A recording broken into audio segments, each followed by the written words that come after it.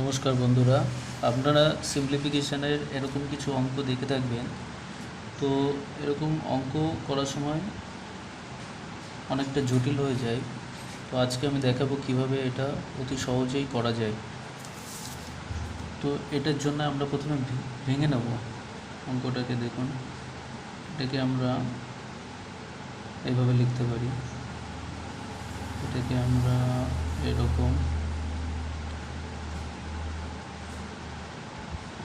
এখানে 3.4, এটাকে 5,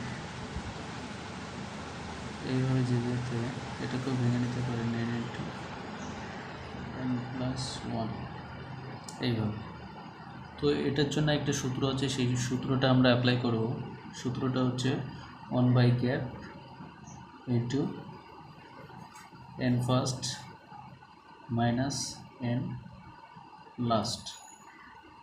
তো দেখুন, এখানে 1/গ্যাপ বলতে গ্যাপ, এখানে যে গ্যাপটা রয়েছে অর্থাৎ 2 আর 1-এর মধ্যে 1 গ্যাপ, এখানে 3 আর 1-এর মধ্যে 1, তো প্রত্যেকটাই 1 গ্যাপ রয়েছে। তাহলে কি করব, 1/1 এখানে n ফার্স্ট বলতে এই জিনিসটাকে বোঝাচ্ছে 1/1।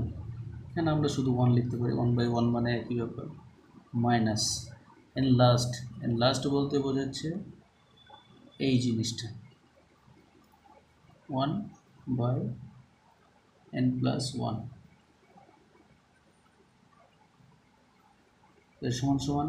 এটা কিছুই হচ্ছে না, তো এটাকে আমরা ডাইরেক্ট লিখতে পারি n+1 লসাগু হলে n+1 আর এই -1টা, এখানে n+1 n+1 কেটে যাবে, -1 থাকলো। তো এটাকে কীরকম লেখা যায়, 1 আর 1 কেটে গেল, তাহলে n × n+1, এটাই আমাদের অ্যান্সার। পরবর্তী অঙ্কটা দেখে নেব। পরবর্তী অঙ্কটাও ঠিক একই রকম, একই সূত্র অ্যাপ্লাই করব আমরা। এর জন্য প্রথমে 1/গ্যাপ